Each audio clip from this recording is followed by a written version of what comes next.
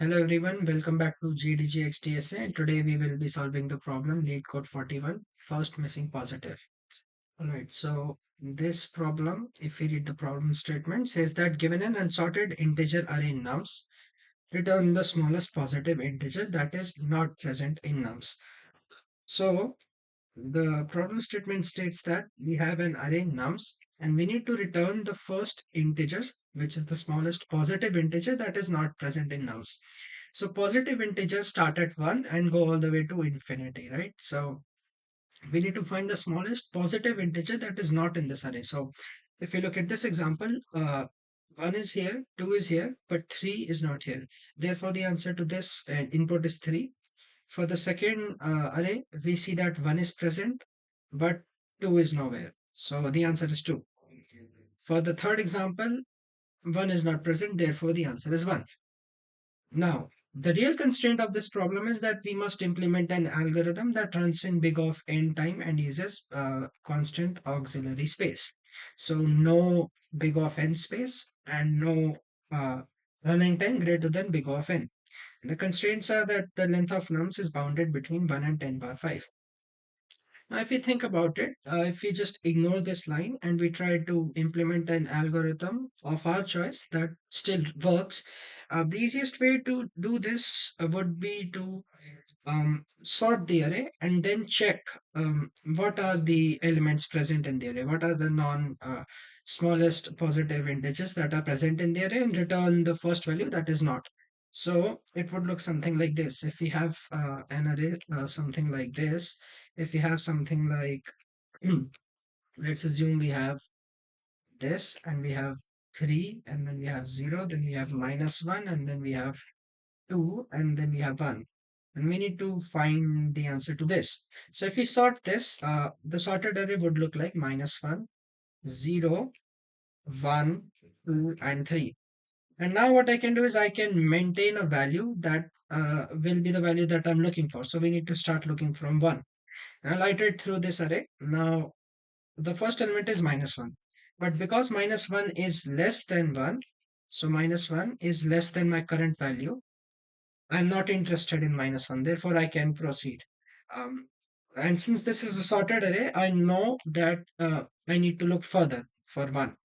And if this index had been greater than my current value, so if we had encountered 2 before we had encountered 1, then that would mean that the answer is 1, because 1 is not in the array and we have already passed 1 and we are at 2. So, but for right now, we have -1, which is less than 1. Therefore, we move on to the next index, which has 0. Now, 0 is also less than 1. Therefore, we continue. Now, we find 1. Now, 1 is equal to 1. Therefore, I can increase the value of v from 1 to 2. Now, we are looking for 2. And so we move on to the next index. Now 2 is equal to 2. Therefore, I can cancel it out. And now we're looking for 3. Move to the next index. We're looking for 3 and 3 is already here. So I cancel it out and I'm now looking for 4. But now the indexes have ended.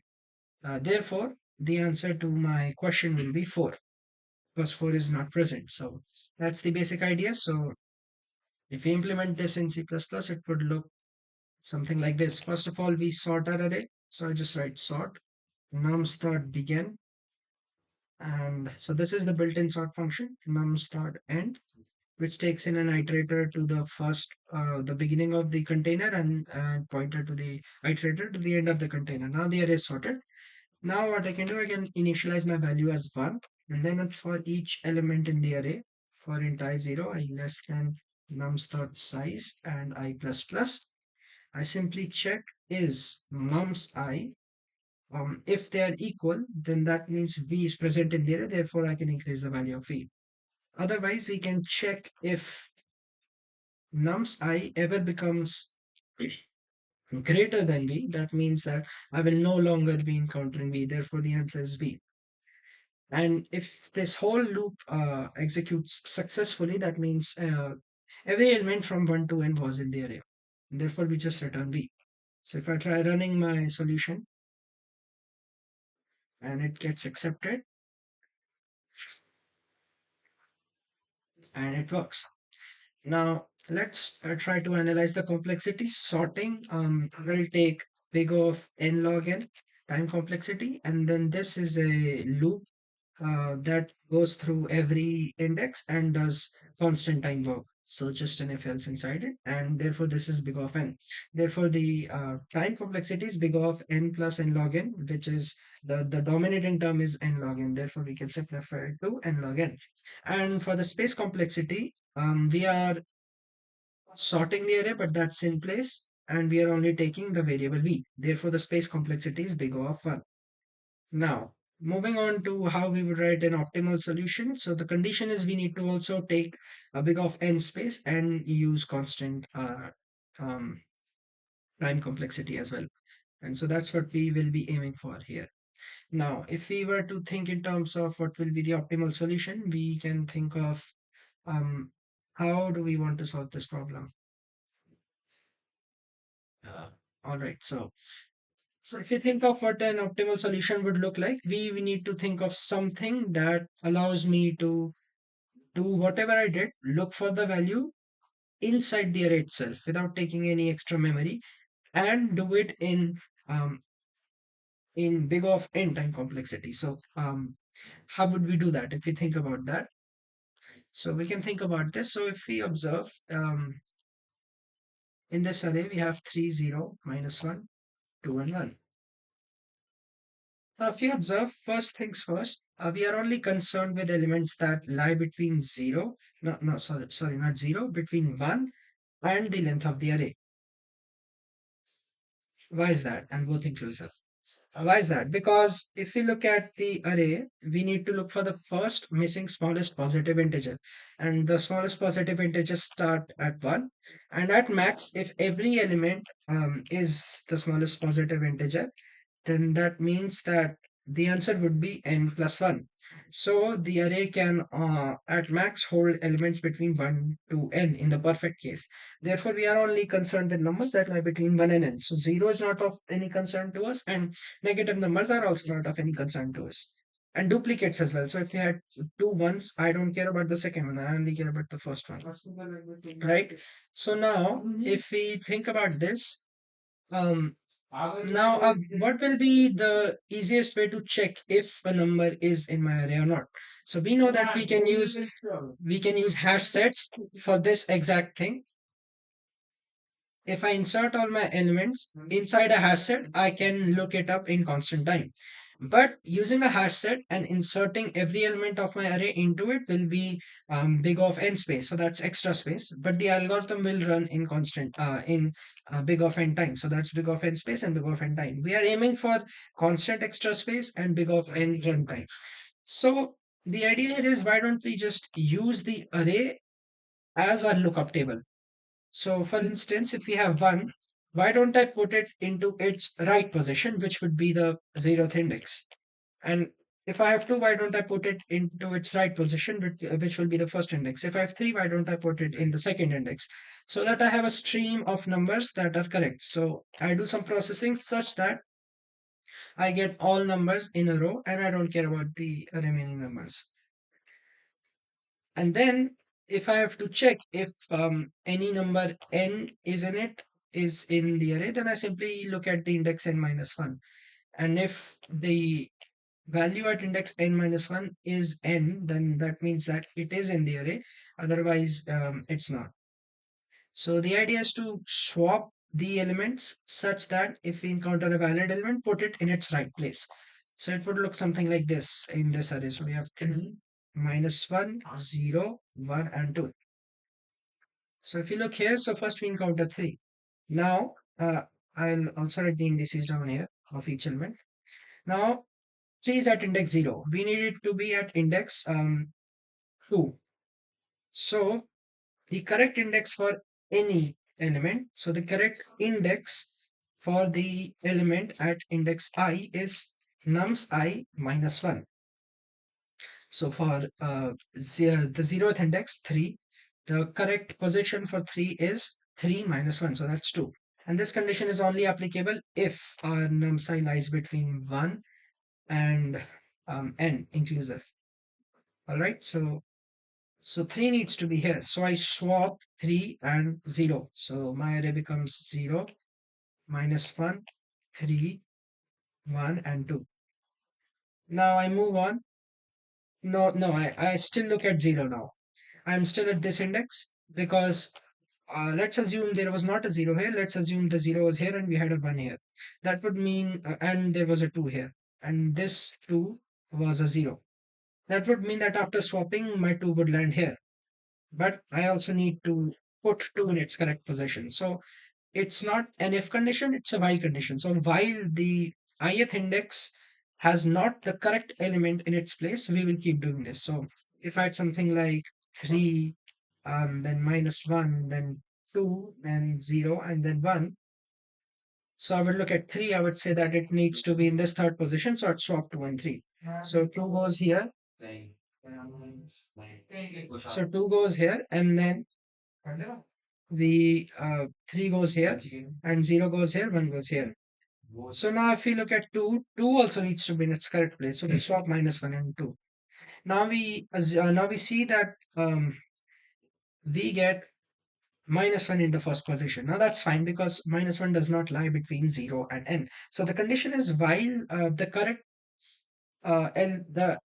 correct element is not at the correct position, we keep swapping it. And at the end, we would get something like this: 1, 2, 3, and maybe minus 1 and 0. Now, in this, we can simply check that at position 0, there's 1, at position 1, there's 2, and at position 2, there's 3. Therefore, the answer is 4.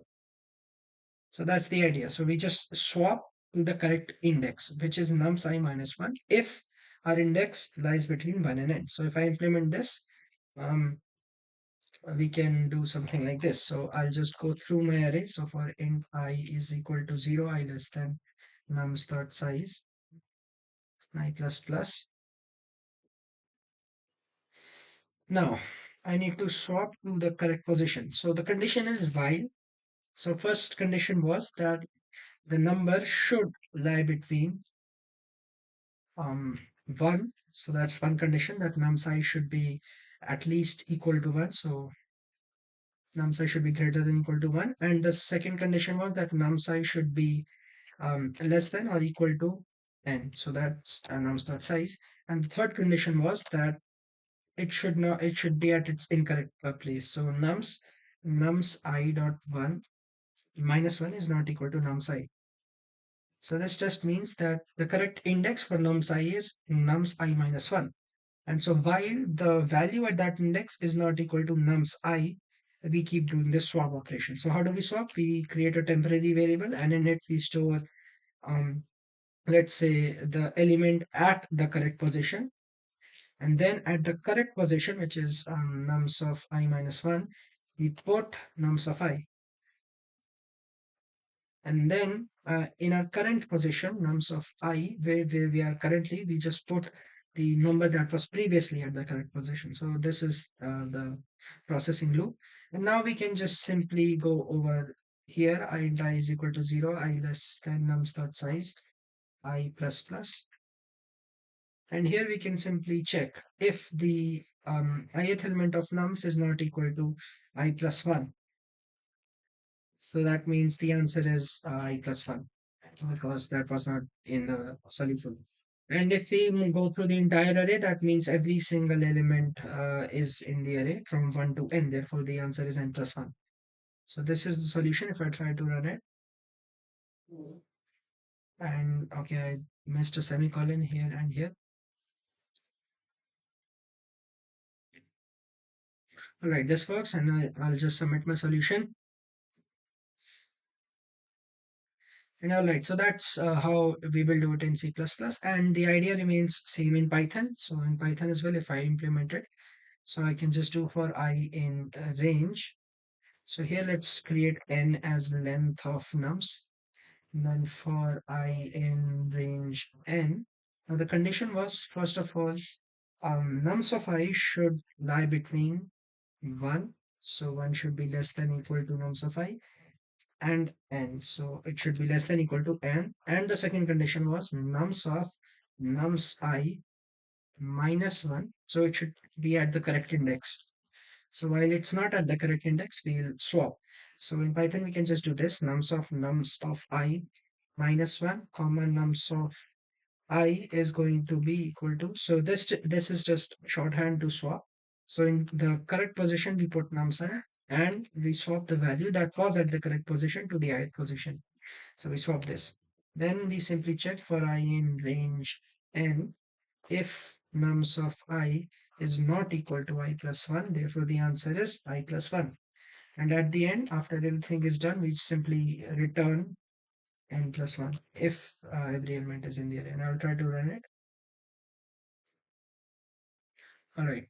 So this should work. And the time complexity here would be, so we have one loop. So that's one loop is, so this loop does constant work for n times. So that's big of n. And this loop is also big of n. So that's big of 2n, which is simply big of n. And we take no extra space except to store n. And in C++, we took the extra space for temporary variable, but that is independent of n. Therefore, the overall space complexity is big of 1. So that's it for today, and I'll see you later.